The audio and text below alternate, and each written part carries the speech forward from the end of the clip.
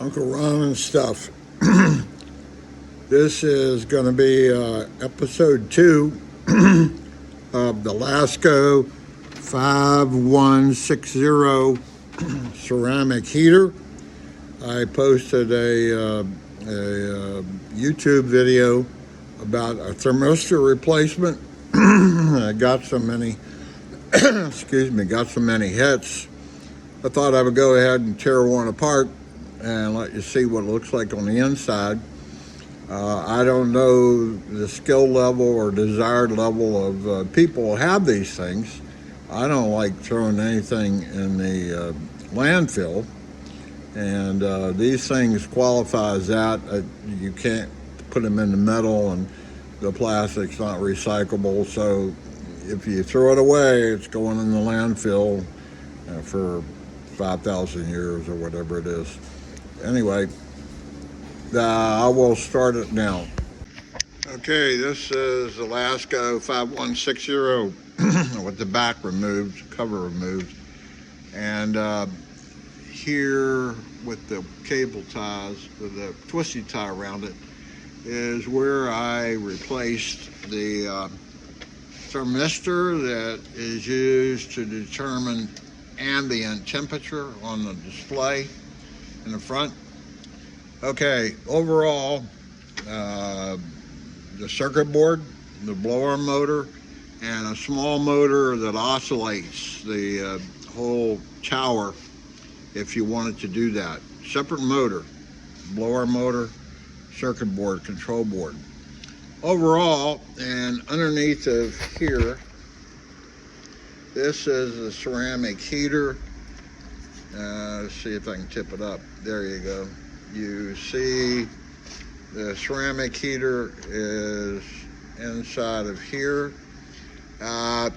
Ceramic being the main electrical heating element is kind of like an electric stove. It's the sort of that material. And then it has coils coming off of it, or fins, if you will.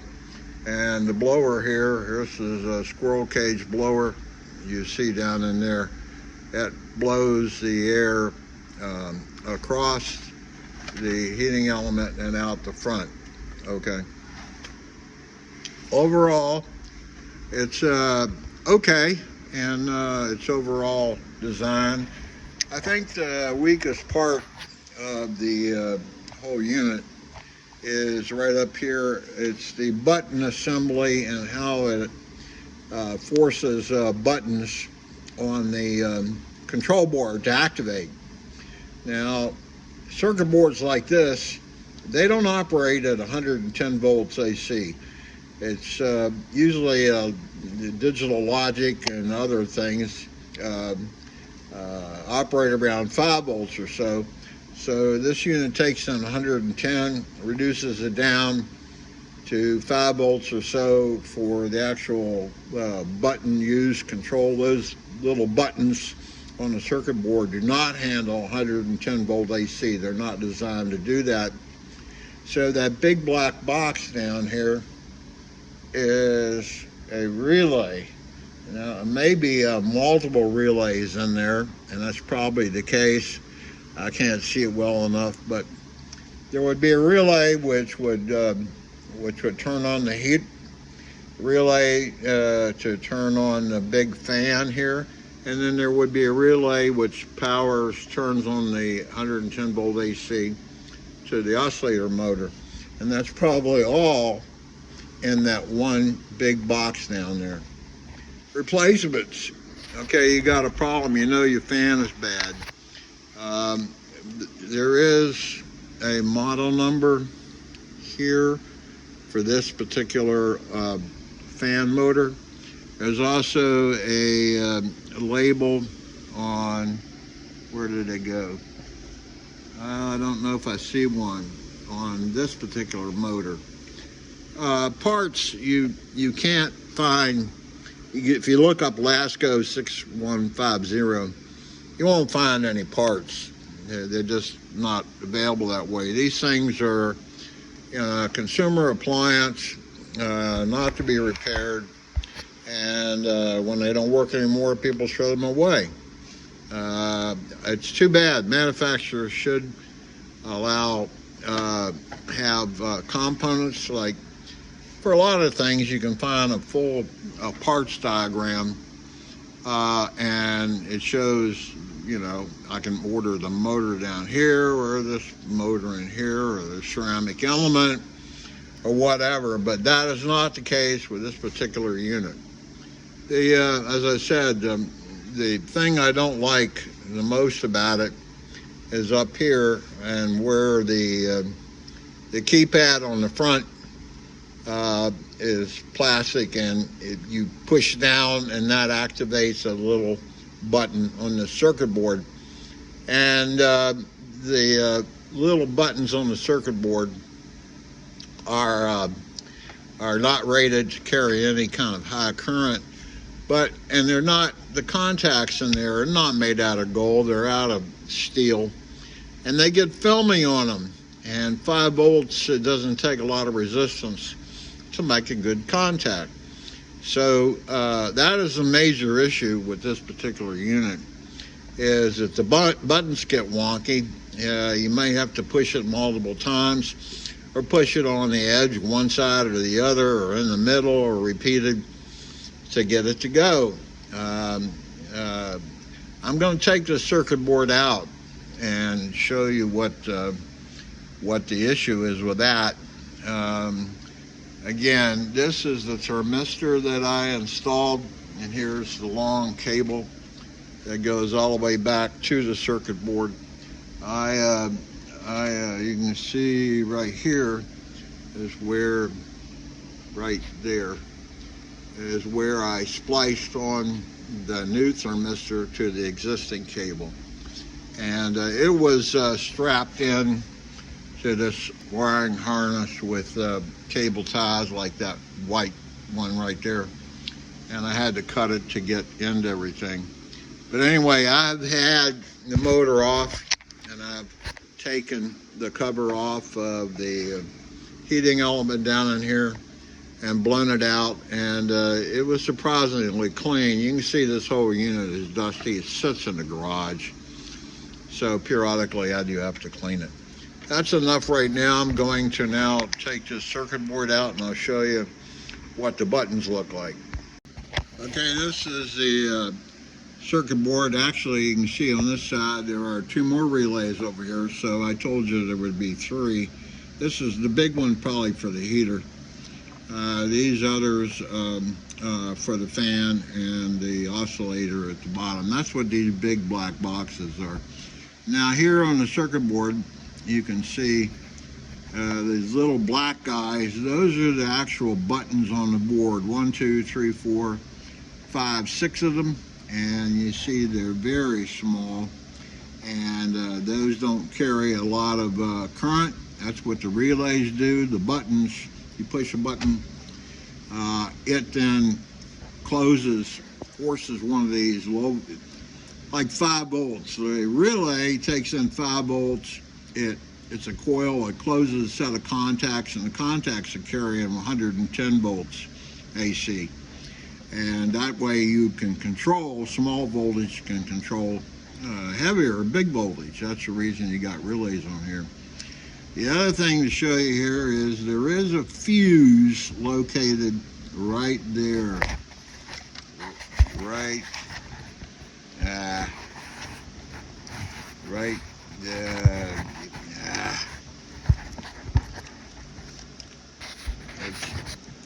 I'm gonna set it up.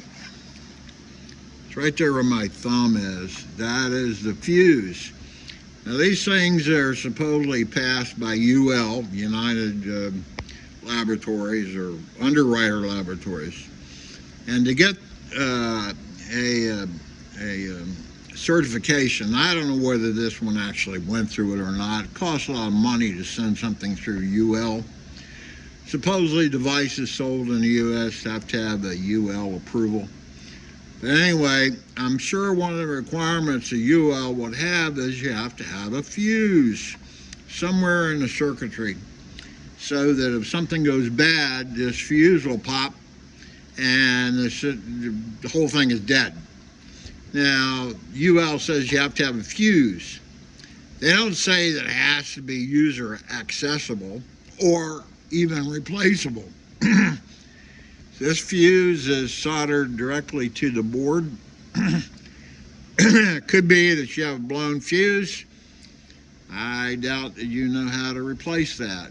It's probably marked on what it is, how many amps it is, and it's probably 110 volts. Anyway, it does have a fuse, but you can't hardly get to it, and then you have to replace it if you had to. The other thing I don't much care about it, you see these capacitors around here, those what those big black cans are. That coupled with a big fat resistor down here is what does the power conversion from 110 down to whatever the voltage is that this board is using at the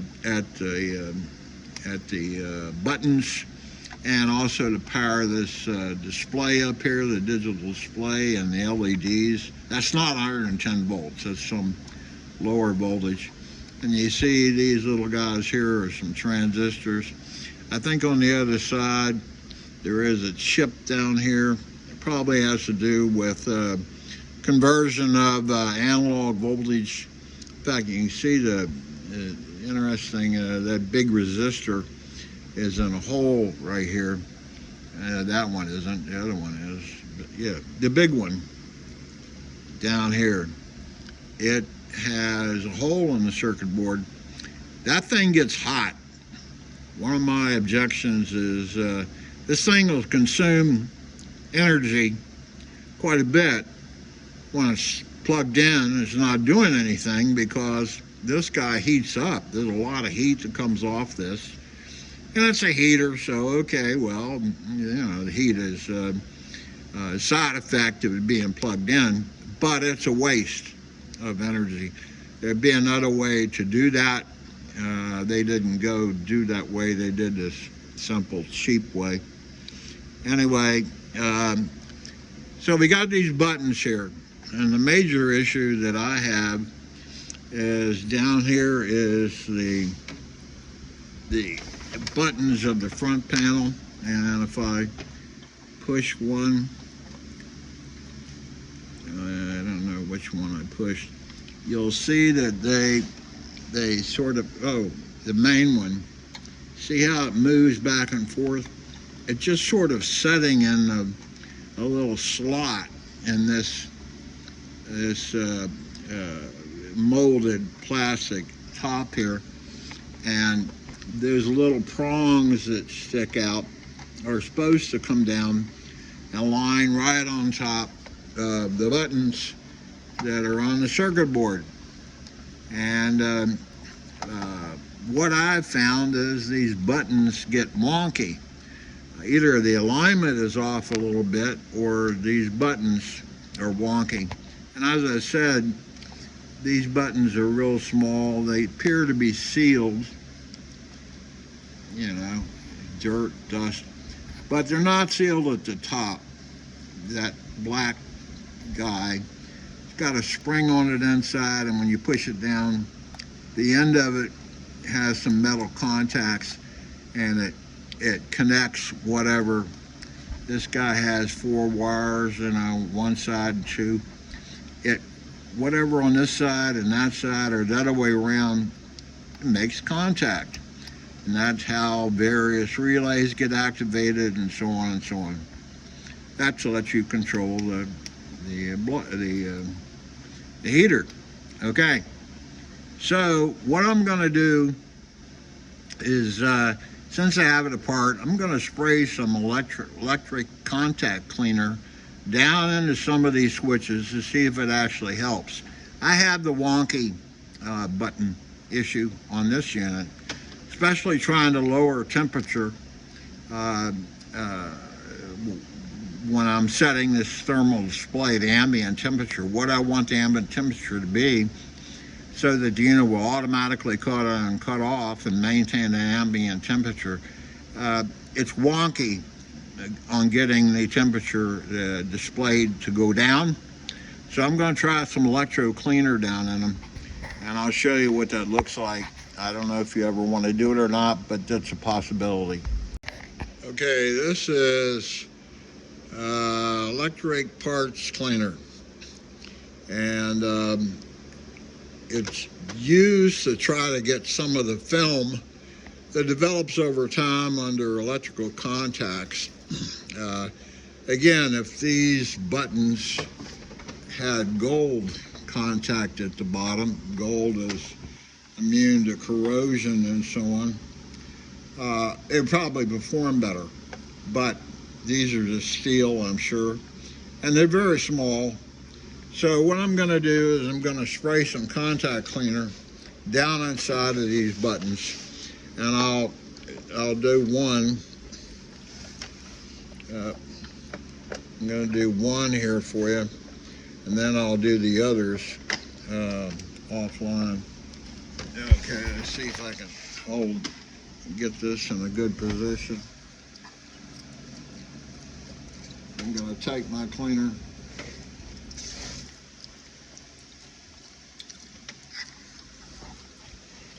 I'm doing all this with power off, by the way. I mean, you know, any reasonable person would know that, but I'm going to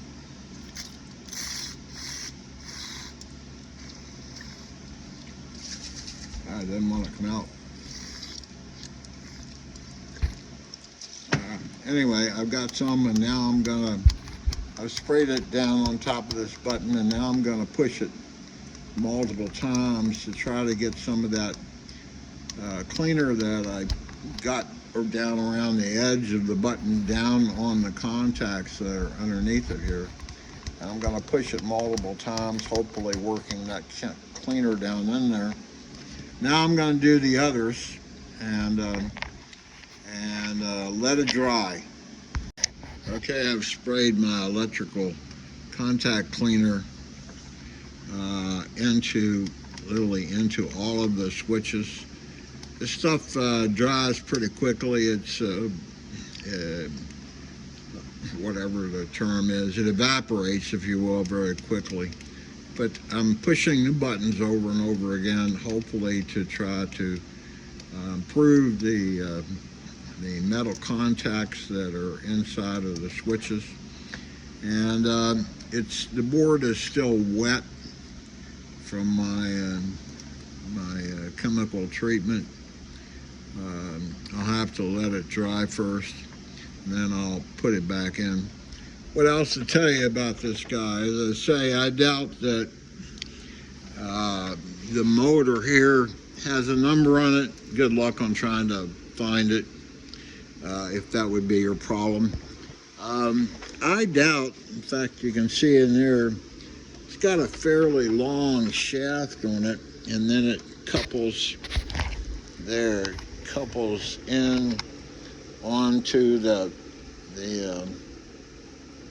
shaft sticking on the squirrel cage fan. And good luck on finding that. It's 110 volt, 20 volt AC motor, but you know how many revolutions per second, and its physical size and dimensions and mountings and all that kind of stuff. Same way with this oscillating motor. This guy down here is fairly sealed up. I doubt it'll fail on you. It's most likely, if anything, it's wonky buttons up here. You have no control. There's no way to adjust these guys down here. I could probably even pull one completely out like this, you know. But it just slides in and out, and uses the spring that is in the switch itself. I tried to spray some cleaner inside the. I'm trying to put this back in. There it went finally. It just sets in there. Just sets in there. And these guys over here, see, they're actually held in place by this same way over here. They have a strap on them. So they're more or less held in place. These guys, that one is held in place by something down here. Oh, right here. The only one that's not is this one up here, the big power on button, I guess it is. Anyway, excuse me, there's not much you can do about that. If you wanted to spray the buttons up here, see if you could get some better contacts. That's a possible thing. You'd have to get some cleaner. You have to tear the board out of the unit. Again, you can take off the motor and get to the ceramic elements if you wanted to clean them. You never get a replacement for those. There's not much you can repair in here. I just don't think you would find the boards, and you would never find this circuit board and replace it. And for, these things, years and years ago, I had a phonograph record player, and periodically I would put a new needle in it. Well, I found out that the needle cost $30, but you could buy a whole new cartridge and needle for $25 or $20. It didn't make sense. But that's sort of the way this is. You start trying to replace this board or this motor or that motor or the ceramic element. That ceramic element may cost, $40 when you can buy this whole assembly for whatever it is, $90 or something. You get into that situation, a lot of repairs. But I try to keep them alive as long as I can. It looks like this board is finally drying out, so I'm going to insert it back into the unit and then eventually power it up. Okay, I've mounted the circuit board back into the heater. I think the contact cleaner has had plenty of time to dry now. And again, told you there's a fuse on that board. It's on the back side. I don't know about replacing it. There was some reason that it blew out. You could try replacing it if you're so inclined. I might even put pigtails on it and bring it down here and have an inline fuse holder. So that would be a better way to do it. It's too bad they would have to spend another 15 cents and they didn't do it. UL ought to make it so that the fuse is like replaceable from the back panel or something. It's fine to have a fuse, electrically safe, but there ought to be a way that a user can replace that fuse. You go, well, what caused the fuse to blow? And if you put another fuse in it and it blows again, then obviously you got a major problem. But a power surge on your home, like a nearby lightning strike or something, you can get a power surge, and that may cause that fuse to blow, and all you need to do is replace it, and you're up and going again. But it's near, unless you're so inclined, you're not going to be able to replace that fuse. And that's too bad. You should have put it so it was on the back cover someplace. I don't know what else to tell you about this guy. It's decently well constructed. Again, the major issue is the wonky keypad. I expect the motors, they don't have a lot of load on the motor. Now, I don't know, I think I've had it where the fan starts making some noise, and I may have squirted taken a WD-40 and squirted down in where my fingers are, or down underneath it here in this bearing. This sets on here. Squirted some WD-40 down in here to eliminate some of the noise. Now this guy down here has no oiler hole or anything like that. It's fixed, so there's nothing you can do about that one. But this one, if you had some noise coming out of it, you could lubricate it. I have this one now turned on, so I've got to be careful, but Yeah, you can see where you might be able to get some WD-40 down in around the right you like down in here and down over there. You could get set upright and squirt some WD-40 down in there, and that'll help with a lot of these motors. The shaft, this guy down here at the end, this guy is like the bearing, this rotor here. If I can turn it by hand, you can see it. I don't know if you see it very well, but I'm rotating it by hand. And this shaft is right there on the end. If you can see it turning or not. Well, it's not turning. This is where, if you will, there's grease inside of here, and this motor shaft is setting on, it should be a bearing, but it's not.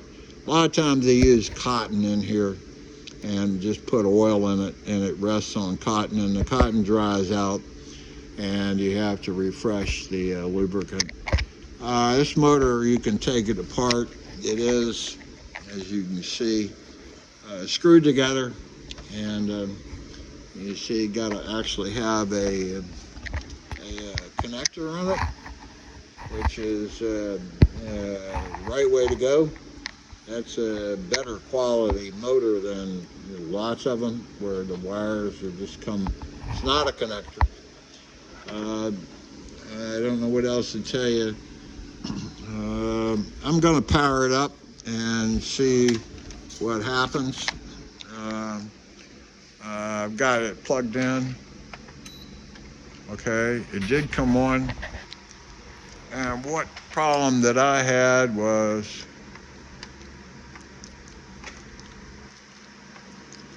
see, the buttons are still wonky. There, I got it finally to do something. The lower,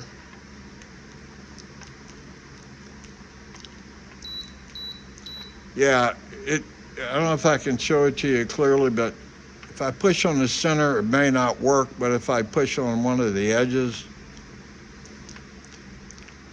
it turned off. I'm gonna push it again.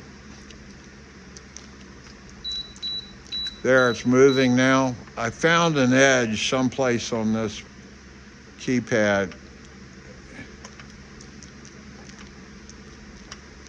And it has to do with the wonking. There, it's going again. But you see how I'm trying to have to find a place. Now on the down, it works very well on the edge, but not on that right edge. And in the middle, it doesn't do anything. Okay, so let's see. I turn that works okay. The oscillation, you see it is oscillating, and that one came on okay. There, I got it to stop, but it's a wonky button. There it's rotating again, and that one I can push straight in and it will do what it's supposed to do. The on button usually is pretty solid. Again, if I want to change the automatic temperature up, there, I finally got it to go. There it's moving. I want to lower it. Oh, finally. This time I found it on this edge, and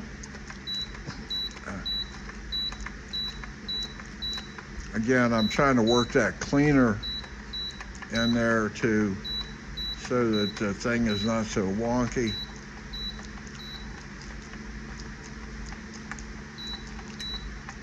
I'm pushing the up temperature.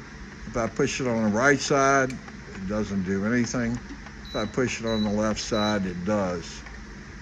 So right side, no. Left side, yes. See, you can't just automatically you say, well, I'm going to push it right in the center. The only one does that, the power button. And that's the one that has no plastic straps to keep it in place. It'll go straight down. All the others they're actually tied, if you remember, over here with a piece of plastic. So that's probably the reason the left side of the button wants to work and the right side doesn't. It's just not moving far enough to do that. So it tends to favor, I'm gonna hold this over here, I'm trying to get the temperature to go up. There, it did it. The buttons are wonky, you know, and I've put electric cleaner in them. So you have to be aware the buttons are not, it's wonky. I don't know what to tell you. It does work. I had a lady send me an email saying, well, her oscillator doesn't work anymore.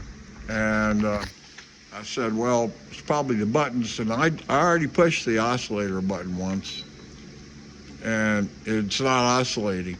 Now, on the buttons on the side, this one's also held over here. So if I push it on, I can get it to go eventually, I guess.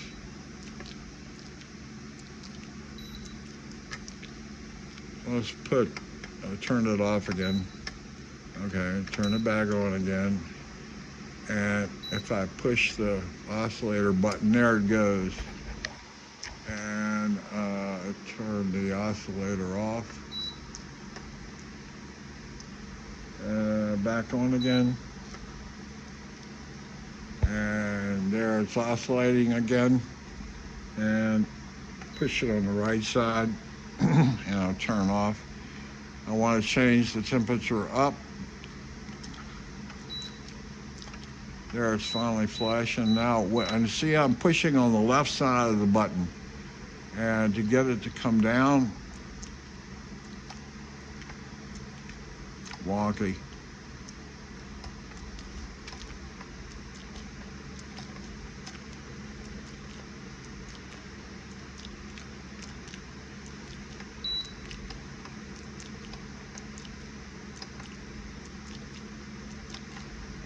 Wonky, wonky, wonky, wonky.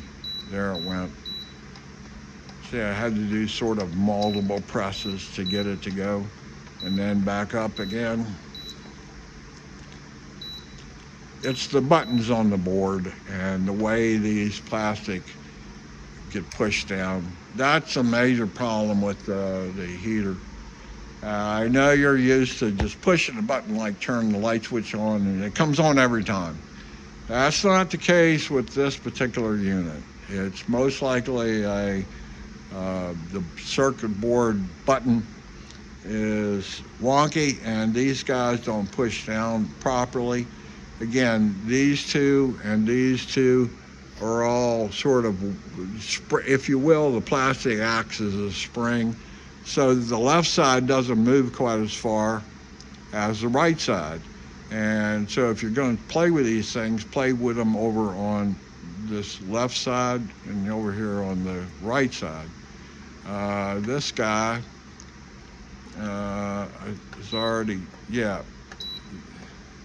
You can see that one works pretty well in turning either high heat or low heat.